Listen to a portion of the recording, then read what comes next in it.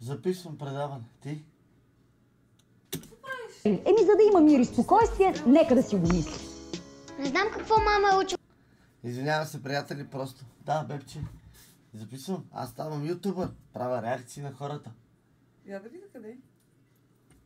Гледам предаването. Ама къде си ти? Къде си? Това е камерата. Аз излизам после. Брат ти ще оправи схемите. Учила в училище, но всичко е забравила. Извинявайте, приятели, ще догледаме съдебни. Там, какво е? Съдби на кръстопът. Тук сме. И как може да не е видяла, че съм поправила с коректор? Заради мен спечелихме наградата. Аз съм...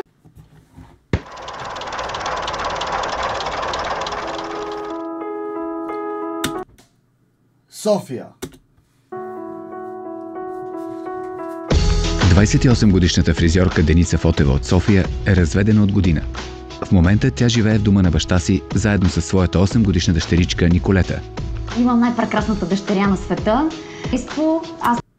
Ама как няма да имаш най-прекрасната? Кой няма най-прекрасната дъщеря? То оставя за дъщеря ти да говориш, че не е прекрасна, това вече е голям проблем. Не се разбирах с бившия ми мъж. Много се радвам, че успях да се върна обратно при татко. И въпреки, че за Ники си мислех, че това ще е много трудно, тя дори ме подкрепи. Както живеем при дядо, живота ни е много по-хубав. Преди мама и татко много се караха и тя никога не се усмихваше. Но сега е много щастлива и на мен ми харесва да я виждам така. Ама разбира се, при татко и при дядо е много хубаво да се живее. Там не се плащат сметки, не се ходи на работа. Това са такива неща, където са много трудни. Браво! Браво! Така е. Откак загубих съпругата си, се чувствах доста самотен и съм щастлив, че моите две принцеси от близо година вече са при мен. Дъщеря ми е млада, надявам се да не остане завинаги сама и всичко да върви наред. От няколко дни фризьорката решава една кръстословица, която предлага като голяма награда почивка в спа хотел в Сандански.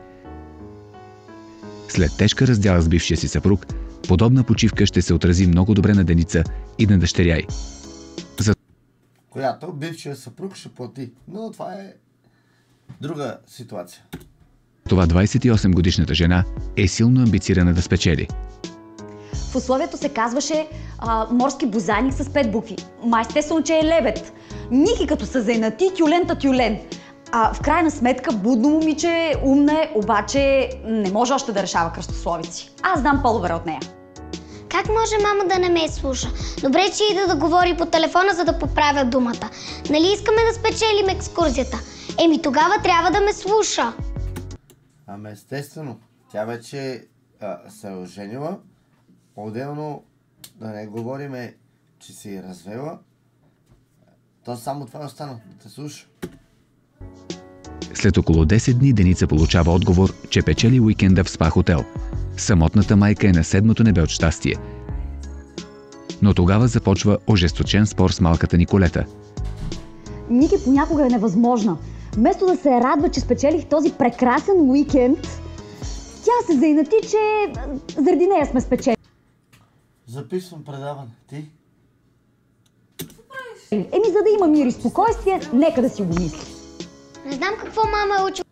Извинявам се, приятели, просто. Да, бебче. Записвам. Аз ставам ютубър. Правя реакции на хората. Я да видя къде. Гледам предаването. Ама къде си ти? Къде си? Това е камерата. Аз излизам после. Брат ти ще оправи схемите. Учила в училище, но всичко е забравила. Извинявайте, приятели, ще догледаме съдебни. Там, какво е? Съдби на кръстопът. Тук сме.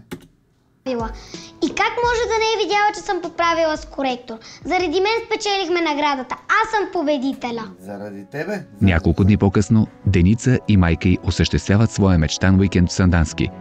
Там те се запознават с 40-годишен симпатичен мъж, който е докторант по западноевропейска литература. Дойдох тук. Айде. Само за да си напиша дисертацията. Мислех да не излизам никъде от стаята, да се заключа вътре. Но като видях Деница, всичко се обърна нагоре с краката. Много се надявам да се виждаме и занапред с нея. Много се надяваш. Като те гледам как изглеждаш, само това ти трябва в живота. Между фризьорката и докторанта пламва неочаквана искра и те бързо се сближават. Много ще бъда щастлива, ако мама и Чичо Вихрен започнат да се виждат по-често. Той ще стане професор и ще има най-накрая с кой да си говоря. Да, а баща ти много ще е щастлив, че друг ще пълни фурната на майка ти. Такова нещо никога не ми се беше случвало. Никога през живота си не съм изпитвала такава топлина. Мисля, че съм завладяна от чара на Вихрен.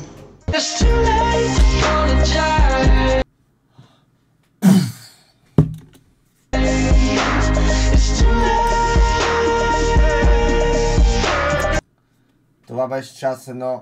Машини, за да влезем в част 2. Лайквайте, последвайте новия ми акаунт в YouTube. КЗ Златев Машини. Айде нашите! Напред и нагоре. Ще направи част 2. Цъкаме и споделяме.